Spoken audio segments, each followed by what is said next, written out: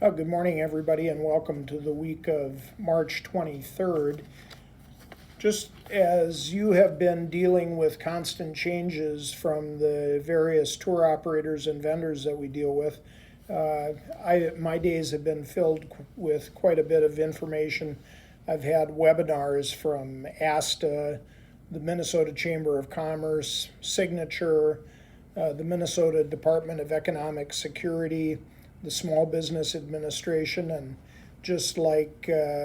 your days are filled with constant change, mine are filled with,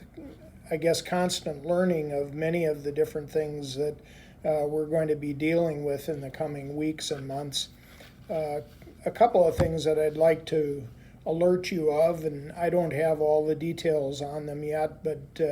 just wanted to reassure you that as part of the new congressional package that was passed just the other day, there is what they call the emergency FMLA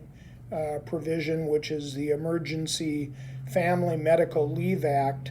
And while I won't go into all of the details here, I will let you know that, should you have to find that you have to take leave in order to take care of a child, that is provided for under the EMFLA Act, and that there is paid leave for up to 12 weeks should you not be able to work at home. Now, most of our people with our duties, I think we can probably structure things so that you could work at home and still be able to take care of any child care. So it might not apply, but I want to make you all aware that that is, in fact, a provision of the new law, and should you find that you need to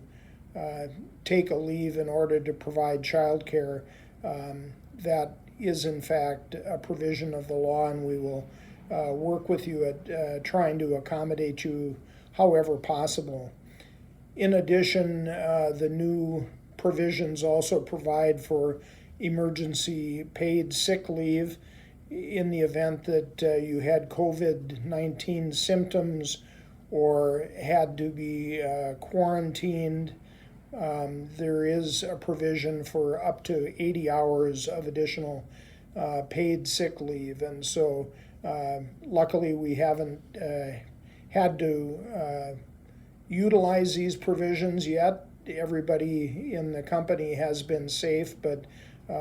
we certainly will work with you at accommodating you on under those provisions. And we'll get into more details on that should we find that we have to deal with any particular individual on that. So this week we're expecting the delivery of the power bricks that are necessary for allowing at-home work using the Mitel phone systems. We won't have enough power bricks for everybody in the company, but we will have enough so that every office has the ability to at least have somebody operating from home, and the power bricks we're expecting to be delivered on Tuesday, and we will get them out to the various branches. As I say, there's not enough for everybody in the company, but we will make priorities for a few people in the company that we feel that need to have direct access to all of the branches, and so people like Moselle and Carmen will probably be able to work remotely all of the time, Lee as well. And then the other branches, we will divvy up the power bricks so that you at least have one in every office, and so somebody at least can operate the office remotely or receive phone calls remotely. A number of you have computers at home already, and we'll be working with Amy to make sure that all of you are set up to be able to access the Marco internet and at least operate by cell phone if you don't have a Mitel phone at home immediately. I've instructed Moselle to order an additional supply of power bricks so that one person can take a phone and a power brick home, be home for a day, and somebody else can take their phone home the next day and be able to make sure that we can alternate between users and have several people eventually operating from home each day. I know that there have been a few questions about why isn't our company closed completely, and you read about New York and Chicago and Los Angeles, and in listening to the public health authorities, the complete lockdown in those cities was felt like it was more important because obviously there they have a lot of people traveling, commuting by train and public transit, and they can't necessarily guarantee that those public transit facilities are not transmitting COVID-19, and so it's important in those cities that they do that, and it's not as critical out in our rural areas, and so that's why the state of Minnesota hasn't closed down everything. They're closing down areas where people congregate, like the bars and restaurants, but it's not necessary for us to do that. Within our offices, we can maintain enough distance. Now, in most of our offices, we only have 2 or 3 people working on a given day, and so if we can remove 1 or 2 of those people, it certainly limits the contact that we have with other people within the company. St. Cloud is our biggest office, and obviously there are more people working in that office than in others, and so our intent is to deploy the power bricks and the Mitel phones so that some people from each department are able to work at home, thus creating even more separation within our offices. The leisure department in St. Cloud, which has 4 or 5 people working in it on any given day, will have a couple of people that will be working from home. So again, the distances between the other people within the office will certainly be sufficient to maintain some physical separation. Now, in listening to one of the seminars the other day, one of the authorities said it is possible for employers to check the temperature of every employee in the office on a daily basis, and that's something that we might consider if we find that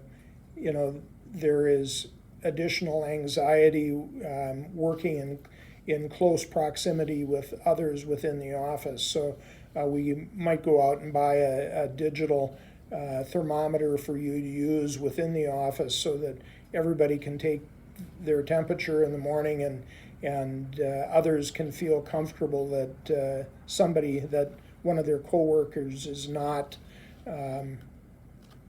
bringing in any infectious diseases into the office. The other thing is, it's important for us to try to maintain business as usual. I know that, there isn't much coming in terms of new business every day, but we also are dependent on receiving the mail, making bank deposits, and making sure that we have money in the bank. We have a lot of commission checks that will be coming in the next few weeks, and so it's important for us to make sure that those receipts are handled in a timely manner and getting into the bank so that Sue can do the necessary transfers and and make sure that the money does get to the banks on a timely basis. Now, I know it's normal to feel anxious about things that we can't control, and there are a lot of unknowns that each of us are facing every day. But I just want you to, realize that that is really a normal feeling, and we have to do whatever we can do to help those around us, whether they be family members or co-workers. We need to be reassuring, knowing that we're taking the appropriate steps to keep everybody safe, and that, together with the support of others around us, we'll be able to get through this. One of my biggest concerns is, watching or a typical result of dealing with all of this stress is depression. And so I ask you to be especially cognizant of those around you, especially when people are spending more time at home with their spouse or family members. This stress can weigh on all of you, and so I want you to be, especially cognizant of the fact that there might be signs of abuse, and especially without the ability to have support groups like Alcoholics Anonymous. They're not able to hold their normal meetings, and if somebody is abusing alcohol and then abusing their family, that obviously is an outcome that we all need to be concerned about. And so just be especially vigilant about that, and I guess I would caution each of you as well to just make sure that you're not going home. I know it sounds good that at the end of the day we're going to go home and have a drink and